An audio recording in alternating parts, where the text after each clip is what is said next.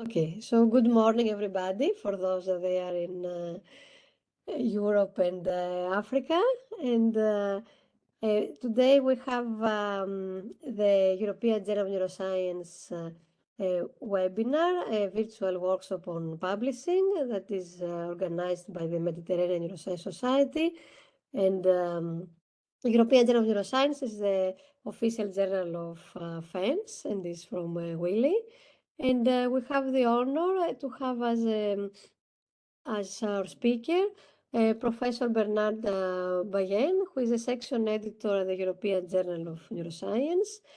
And Professor Balleine received his bachelor's degree with honors from the University Medal and the University Medal from the University of Sydney, and his PhD from the University of Cambridge in UK.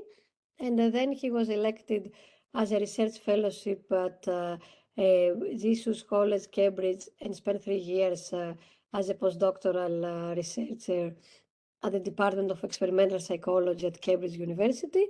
He was appointed as an assistant professor at the University of California in Los Angeles and associate professor and then full professor in 2004. He was elected a fellow of the American Psychological Association in 2004, and in 2005 he was appointed director for research in the Brain Research Institute of UCLA. He has been awarded also with different fellowships and prizes, and in 2009 he was appointed a professional position at the University of Sydney, and in 2015 he was made a senior research fellow of the National Health and Medical Research Council of Australia, and subsequently an NIMH senior investigator in 2020. So since 2016 he moved his laboratory to the University of Sydney, and he was appointed a UNSW Scientific Distinguished Professor during that year. So he will talk to us today about the European Journal of Neuroscience, that he's a section editor. So I will changing the slides, so he will tell me when to go to the next slide. Okay, so I hope you can all hear me too. Is it I'm coming through okay? Yes. So thank you very much, Christina, for the opportunity.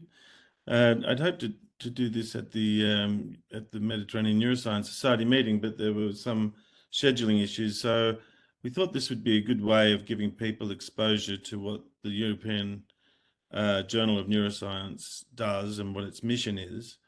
I'm, as you just heard, Bernard Balleine. This is my email address. If you have any feedback or questions, contact me or contact Christina, who can also answer, I'm sure, many of them. Yeah, as Christina mentioned, I'm a section editor. I'm actually the section editor for behavioral neuroscience at the European Journal. So let's just move to the next slide, Christina. The next slide just describes an important feature of the European Journal, which is that it's the official journal of FENS, the Federation of European Neuroscience Societies. And a lot of the monies that are taken by EJN are returned or reinvested into the neuroscience community through FENS, activities at FENS. This is very important to recognize the difference between commercial journals and these society journals who invest directly in the community and are not for profit in the sense of trying to consider their profits first and the society second, with the society first from the EJN perspective. What EJN does is to run a number of training, as well as contributing about 600,000 to 800,000 euros to FENS each year. It runs many other activities, And on the next slide, I think some of those are summarized. So we just move on. On the next slide, one of the things that so these are some of the things that, for example, EJN does. It funds the running of the CAHAL Advanced Neuroscience Training courses, and there are several of those. There's some mentioned on this slide. The optogenetics is in next year. It's already applications, I think, maybe open it. That's being held in Bordeaux. But this year there were some other training opportunities in electrophysiology and behavioral analysis that were conducted online. So you should look out for these, and if you have any interest in additional training, that's something that you can do through this cahaltraining.org website. You can see mentioned there. And EJN sponsors that and also sponsors awards at FENS. The Best Publication Award, for example, the EJN Young Investigator Prize, FENS EJN Award are all initiatives that are conducted by EJN. So if you don't know much about FENS, I'm not sure how all of your background. So on the next slide, there's a sort of a summary of what FENS is up to. I mean, it's a large organization, and it's an umbrella organization for all of the societies, European societies of neuroscience. It obviously has its big forum, but it helps to support regional meetings as well. There are 44 European societies, 20,000 members from 33 countries. It's a huge enterprise. And EJN, as you can see on this illustration, is a real key part of this overall or overarching umbrella enterprise, right? So it also, of course, FENS advocates for neuroscience, and EJN contributes. The funding that EJN contributes is integral to that advocacy and outreach, as you'll see in subsequent slides. So if we go on to the next slide, Christina, the question that you maybe, I guess everyone should ask when considering where they're going to send their research is, why should I publish in a particular journal, right? You should always try to answer that question for yourself. The answer to the question with respect to EJN is very straightforward. It's an extremely fair and constructive peer review process. It's quite rapid into publication. The median time to first decision is about 40 days. But it's important that you should know it's transparent. You get, there's not a lot of behind the scenes conversations between reviewers and editors, which often takes place in other journals. Decisions are made and you're not quite sure sometimes why about your own papers. There's none of that at EJN. It's very transparent. Everything that everyone is saying about your paper, you will have access to. When your paper is accepted, it's rapidly published before the formatting is done through the copy editors. People can have access to it. There are no page charges, which is an extremely important thing these days when can be so expensive and prohibitive. That's a very important feature. And after acceptance, the article's published online very rapidly. There's a very diverse group of people who are evaluating your paper. One of the important things about EJN is it's not just a group of editors in New York or something like this. It's a very large group, diverse group from many countries, many European countries, many countries around the world. I'm coming to you from Sydney in Australia, for example, tonight, or your time in the morning.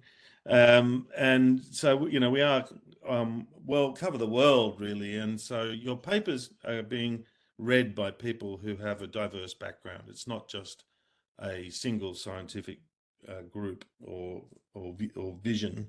We have a very diverse one. So if we move to the next slide, a very important aspect also of the journal is not just it's that it's transparent, but that it's open access. So it's open science. People can access your papers directly. The data is shared if you have a sharing plan. We also have registered reports. Some more details about them shortly, but registered reports are where you register your design of your study previously to running the experiments.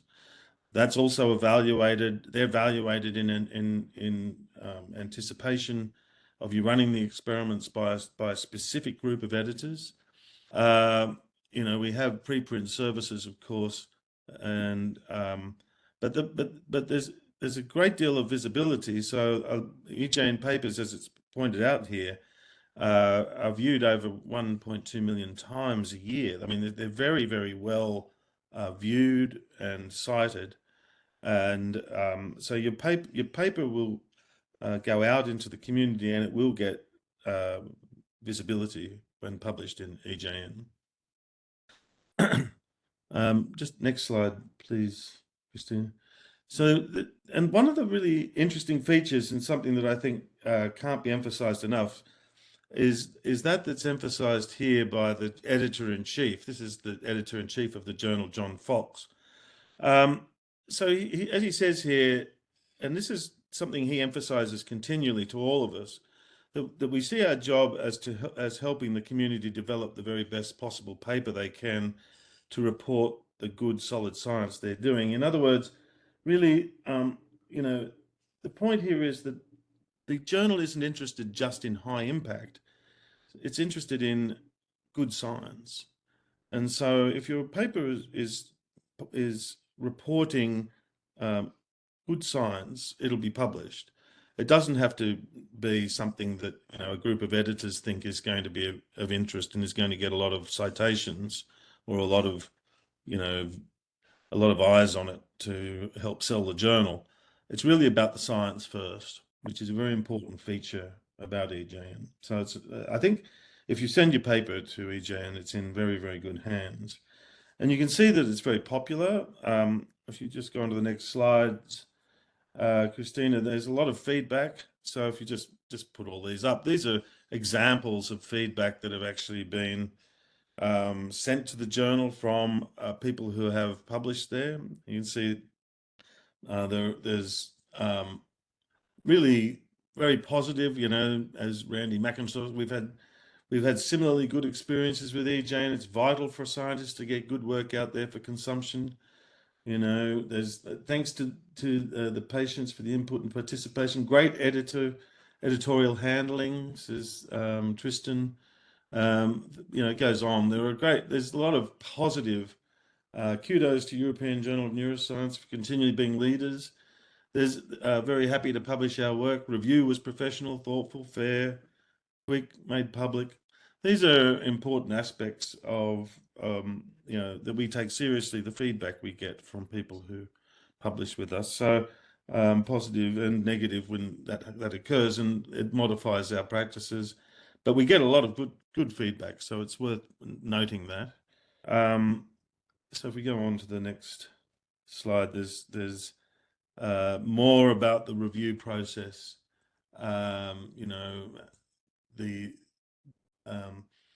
There's one there, interesting one from Marta Botello about facing the challenges of registered reports. So they've gone through that process, and they enjoyed the insightful and constructive comments of the reviewers on that through that process.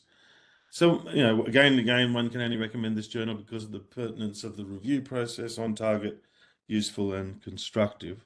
So, the real people who really publish in the journal have bothered to send us their comments. On registered reports, the next slide just discusses some issues. They're a relatively new thing, of course, in an attempt to encourage people to improve the replicability of studies and the transparency of methodology and so forth. They're quite challenging because you review the methodology first, run the study, and then it's published, whether it's whatever the results. And these are, and so it requires special handling. And we have very, it's been a long and challenging journey, but our new TMS EEG registered report investigating the effects of TMS current direction and pulse waveform on early TEPs is finally out. So there's one example of a registered report actually getting published, which sometimes they're not that easy to get published. Next slide, Christina. We have just a representation in this slide of who is on the editorial board at the journal. So you can't read all of this, but it just gives you an idea of the structure, right? So there's the editor-in-chief and the senior editors, who you can probably see those, Antoine and Paolo and Yolande.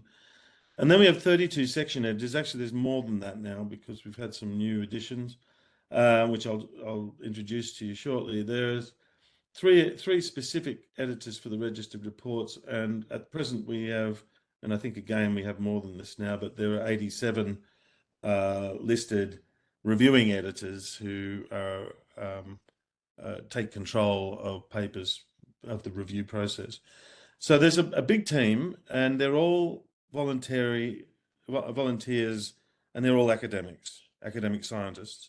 So, you're going to get a fair reading. It's not going to be just a bunch of professional editors, which is important, I think, in considering why you would send papers to EJN. The board is diverse. These are the senior editors. But if we move on, you can see the section editors, the new section editors that are coming. So in this year, I think there are something like 12 of them. Here are some. There's even a picture of Christina there. Yes. Yes, as a new section editor, which is great to see. And but you can see we have, there are people from China, Taiwan, US. On the next slide, you can see, from Chile, Ireland, Italy, the US again. But there are a lot of different editors. Tony Hannon, a colleague of mine here in Australia, and so on. So you have, all the time, the editorial team's being rejuvenated and diversified, and it's something that's taken very seriously. For example, on the next slide is an example of a recent paper which was published, an editorial that was published in the journal on strategies and a checklist for increasing diversity, equity, and inclusion in journals. And so it is something that, this is something the AJN takes very seriously, and something that I think the members of Mediterranean Neuroscience Society should be really pleased about and take advantage of this opportunity to publish here. Now, there's a very interesting, if on the next slide, there's an interesting Wiley, who is the publisher, who just does the physical publishing of the journal and coordinates that, the technical sides of that, not the academic side of it, has developed this very interesting these transformational agreements, which provide institutions throughout the world access to the journal directly. And you can see, in Europe, there are 21 agreements that cover 2,000 institutions. In Middle East and Africa, 3 agreements covering 85. Asia, there are 64. 55 institutions in Australia, and so on. And so there's a lot of agreements now that allow access to over 70,000 articles in the journal from these institutions. It's quite possible that where you are sitting now, that your institution is one that has an agreement. If you want to establish that, I think on the next slide, Christina, there's so you've got a little QR code there. If you want to quickly have a look, you can find out now, or you can go online if you don't have a means of accessing that, and try and establish whether you've got direct access to the journal through your institution, which means you don't even need to be a member of EJN or of FENS or subscribe to EJN. So you get a lot of there's a real attempt to help to get access to all of the relevant papers that in EJN. Okay, some summary here, slides. The next slide summarizes the types of submissions that are being received, and it's a breakdown really by the countries that are submitting. You see a lot of them sort of follow the size of the country. As you can see, you get a lot of submissions from China. Got a lot of submissions even from the US, but you can see probably in total, if you add the European countries, they're probably be the lion's share. But but the important thing, I suppose, is that it's a very diverse, again, evidence of a very diverse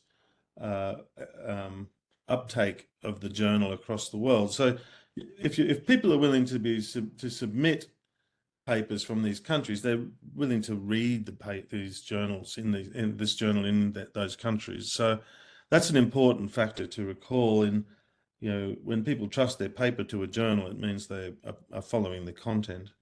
So you can be sure of getting people from a wide range of countries. Now, if we go to the next slide, it sort of summarizes the types of submissions. So we have, as you can see, there's most of the papers, of course, are research reports. This is broken down by year. You can see there's been about 4,600 submissions. Most, as I say, research reports there, but quite a few and growing number of review articles. I'll have a little bit more to say about that in a moment. There's also special issue articles, and they're very interesting development as well. There's more and more special issues being proposed at the journal, and they're a good way to collect articles about specific hot topics together. If you have some ideas, we'll talk about that shortly. But anyway, that just gives you a breakdown of the kinds of articles, but you can also see they're also quite diverse, from short communication, spotlight type articles, and then registered reports in different stages. And there are even editorials, which you can see. I'll say a little bit more about those as well. Moving on to the next slide, this just summarizes how the article's handled when it comes into the journal. So essentially, it goes into the editorial office for people. This is a sort of flowcharty thing where the there's a bit of quality control, make sure it's in the right sort of format. So if it's not, then often it'll get sent back. But it goes through to the section editors based on the content, who will then select reviewers, and then as those reviews come back in, they get evaluated by the section editors, who then send them up the stream to the senior editors, who make a decision based on the section editor's recommendation and their view of the manuscript. It may at that point be rejected, but quite often and more often than not, it goes through a revision process. There is an important line here which goes through the reject and resubmit button. So that's quite often used now to avoid rejecting papers where the science is good, but the presentation is not yet up to adequate standard. So it might be there's some statistical analyses that are needed, or some improvement in the presentation. So often those papers that would often have previously in the past or in other journals get rejected, often get sent back with a good feedback, actionable feedback, and allowing authors to resubmit after taking advantage of that feedback. And that's a really useful thing, because you often get papers that get rejected. You think, well, I could have addressed all those points. And this gives you the opportunity to do that and to send it back. So you don't just get rejected and without any other alternatives here, which I think is a good initiative. So now, okay, once you've decided to prepare a paper, there are different types of papers that you can prepare. And one of them that you should keep your eyes open for is special issues. So if you go to the next slide, Christina, it just describes starts to describe these special issues that have been generated, usually by some form of invitation that the editors think this would be a good topic, or maybe there's been an approach by a group or a meeting that's occurred and they want to publish some form of proceedings. These are really great possibilities, and really, if you had a thought about special issues, you should contact the editor-in-chief, John Fox, with your suggestion and a list of potential authors, and see how that discuss the possibilities. You can see some of the special issues in the next slide, I think, that have been published just recently. So, special issues on cannabinoid signaling, stress, cognitive rhythms, Alzheimer's, and even a special issue on celebrating Italian neuroscience. What could be better than that? So, there are a lot of varied sorts of topics, and so there's a great opportunity to think of possible topics there if you had a whole issue of papers in mind that you felt was worth covering. You can see some of them that are in progress right now on the next slide, I think. There's a list in the planning stages on psychedelics and intellectual development disabilities, pain, adolescent brain development, Drosophila, and so on. So a lot of these are continually moving through the system, and obviously, what usually happens here, they're not edited. In the first instance, there's invited editors who help to collect the papers and then go through the process of doing the first round of editing before they come into the journal, where they're then given a secondary evaluation. So if you were to propose a special issue, you may also propose to be a guest editor of that issue. So in the other types of papers that we're considering now for publication, so there are virtual issues that don't come out in print, but which you can see online, which cover various topics, like there's a summary of the World Congress, 11th World Congress of Neuroscience, FENS region, the FENS regional meeting, a collection of the top downloaded manuscripts, and network editorials from Kavli editors, and so on. So these are kinds of special issues that are virtual issues. We also now are publishing what are called profiles. There's been a number of profiles lately. If you go to the next slide, Christina, so for example, one series of profiles have been of women in science. These are often nominated profiles, and if you feel that there's a profile, you feel someone who deserves to be profiled, you can nominate people and to the editor-in-chief, and the senior editors make decisions about who will be covered in some of these situations. So there's the profiles in women in science. Next slide, I think. talks about the diversity series. So the Black in Neuro movement. There's there've been special sections of issues, published issues, profiling people in the Black and Neuro movement, for example, Angeline Dukes. And on the next slide, you can see there's also been one of the other groups that members often profiled from is the ALBA network, the Sunrise Network, which is a real attempt to embrace diversity in science. This is particularly in neuroscience, focused initially in Latin America, but embraces neuroscience quite broadly now. So these are really great opportunities for profiling researchers from these networks.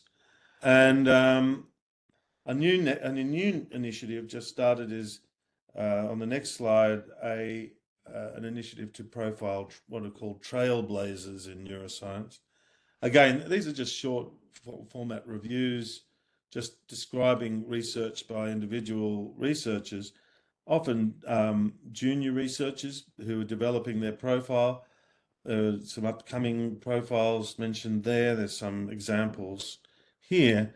And again, these can be nominated by not by the individuals themselves, but perhaps by their advisors or by senior members in their area who would like to see these up and coming trailblazers in their area given some their work given publicity. So this is a new initiative just recently started, and that I think is going to help to, I think it gets increases the profile not just of individual researchers, but their areas of research. So I think they're very valuable. Obviously, just to finishing up here, we're obviously covered in social media pretty heftily. On the next slide, just summarizes that. There's 20,000 followers on Twitter or X, 5,200 Facebook followers, and so on. So there's a lot of news that comes out from the journal is propagated through social media, and that's another way in which information is moved through the system. But EJN has a strong presence in neuroscience generally at meetings across the world. In the next slide, which I think is the final slide, it just summarizes the meetings that EJN members have attended and had intended to have sort of workshops on the journal. This has happened last year and will happen in the next and meetings throughout the next year and will go on into the future. Obviously, EJN is, we're all attending meetings as scientists, the editors at the journal, but it's always a good thing to have an opportunity to get feedback from people who are using the journal, who have particular, issues they want to see addressed or particular ideas they want to discuss. And this is and this is why I'm doing this workshop. This is why these workshops occur at various meetings, is to get more feedback from you who use the journal or who want to use the journal, and want to have a conversation about issues you see in making that the best possible experience. So I encourage you, if you have questions now, to please ask me. I'll do my best to answer them. I'm not a I'm a section editor. I don't have all of the answers at my fingertips. I'll try. But you can. Everyone's very approachable at the journal, and writing to the editor-in-chief is not. He's very active, and he'll be immediately back to you if you have any questions that you need to ask. But by all means, raise any issues that my presentation has brought up, now.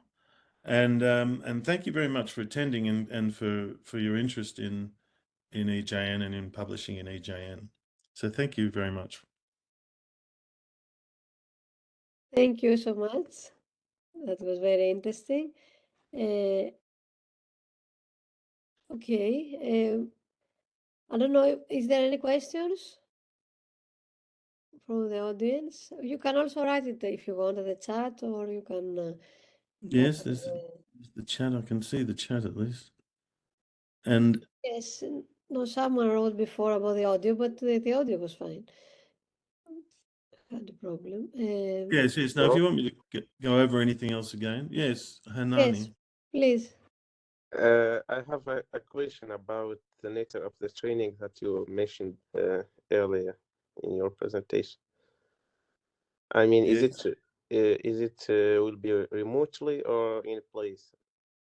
So there are two sites, one in Portugal and one I think in Patibud in Porto, I think, but definitely in Bordeaux. But there's also online courses. The best way is this. Let me just. There's a. Actually, it's not much point since I can't share it with you. Can I say? But there's a Yes, website there. I can take you back. If you go back to slide 3.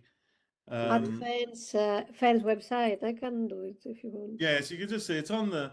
It's www.cahal-training.org. That's I think that's what you were referring to. Is that right? Yeah. Yeah.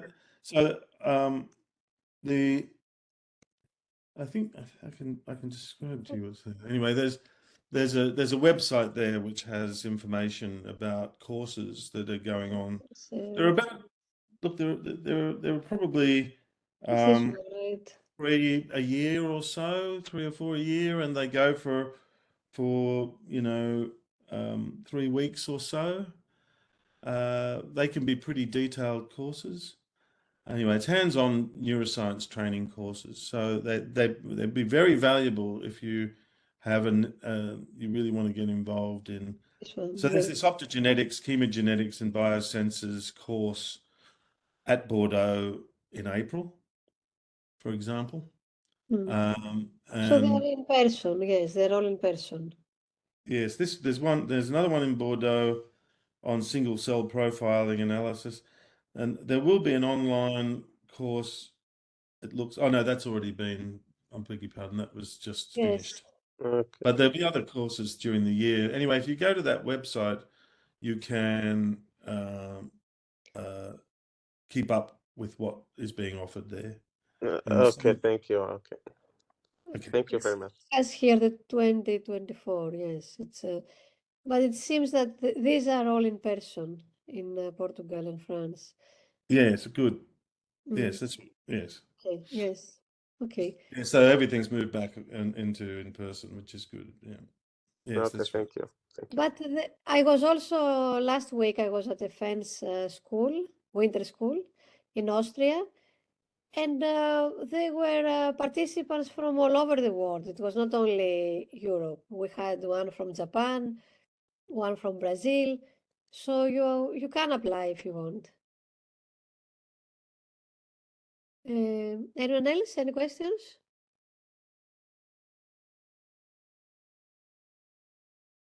And also regarding FENS, those that they are in Europe, if they are members of their national societies, for example, a member of the Hellenic Society of Neuroscience, so I'm also a member of FENS. But we are going to make an effort to do that also for the Mediterranean Neuroscience Society. So hopefully next year it will be possible as a member of the MNS to also be a member of FENS. So then maybe you will have more benefits regarding schools and things like that, or a discount at the conference. But in any case, you can apply even if you're not a FENS member. You don't have to be a member. Yes, please. Nesreen has a question. Do you want to write it? Do you accept manuscripts on modeling in neuroscience? For example, epileptic seizure. Bernard, can you see the? Oh yes, on modeling. Yes, absolutely. Yes. Yes, there are many articles that are heavy modeling papers. Where the data comes from is often, the modeling data that have been collected separately, and the models have been developed on that data, and the paper is concerned with that paper. That's very relevant. I mean, the expression of various computational models can be very useful to synthesize and organize findings across papers. So that, yes, we definitely consider modeling papers as data, as full publication. So you should certainly consider, if you have developing models of seizures, that would be very relevant. I've handled papers like that myself already. Nice, thank you. Other questions? What about articles, clinical research on neurophysiology? For example, studies with axonal excitability studies. Yes, Yes. I think you can be very safely assured. It's interesting to consider. So there are different sections, right? So I'm in behavioral neuroscience, but there are other sections in clinical and in cognitive neuroscience, and that cover sort of neurophysiology in humans and in patient groups, and they would be specialized section editors in those areas who would handle those papers. So that's another very important factor here, which is when you look at the breakdown of the editorial team, if you go to the EJN website, you can see the list of the team. When you look at the section editors, you'll be able to see people who are relevant to your area, who they are, and so you'll know who's going to basically see your paper in advance. It may help you to, but so it's an extremely broad journal in that sense. Once you see the breadth of the editorial team, you realize that it's covering every aspect of neuroscience. And some areas of the journal will cover even educational and historical issues. But, for the basic research articles, it's going to be the standard research that's going to be the most common paper. And you'll be able to see who the editor is who's handling that by looking at the actual names of the people and their specializations on the website. Nice, thank you. Yes, it's very broad from what I know as well. Any other questions? Okay, if there is no other questions, I would like to thank you very much. That was very It's a great informative. pleasure. I'm glad we got a chance to do this, Christina. I'm glad you got a video. You can, Yes, if me people too. want to see again or they want to show it to colleagues, they should definitely request you. Yes, we'll Request do the video. that. There is another. Is the implementation sufficient to validate biophysical model, by physical model built from a cohort study? Implementation sufficient to validate. Oh, I see. Um, yes, I mean, it can be. Yes. It depends on how well implemented. But as usual, these are evaluated fairly tightly, but against the usual criteria. But that shouldn't dissuade you from submitting the paper. As I hope I made clear, the first step in when we receive papers is usually to try and we decide amongst ourselves how to get it reviewed most effectively. And so we're not looking, if the science is satisfactory, I mean, obviously we get papers where it's too premature. We get so many submissions, some are bound to be a little underdone. But for 95%, 98% of papers are ready to be reviewed. It's just a matter of working out how to achieve that and getting the best possible review.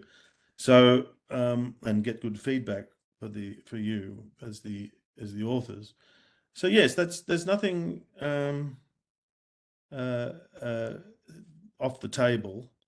If you can demonstrate implementation at in a cohort study, then that's a very adequate paper. That's a great paper.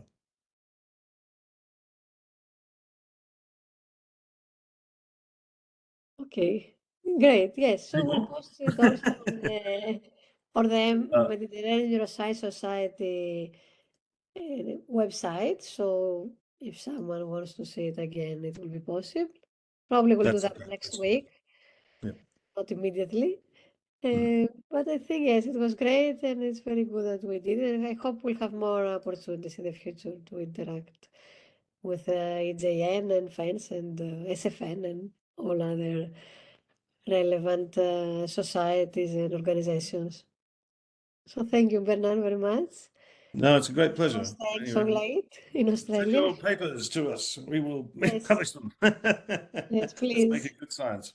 Anyway, great to talk to Okay, you all. bye. Thank you. Thanks. See Thank you. you. Bye. Thanks, Christina. Bye-bye.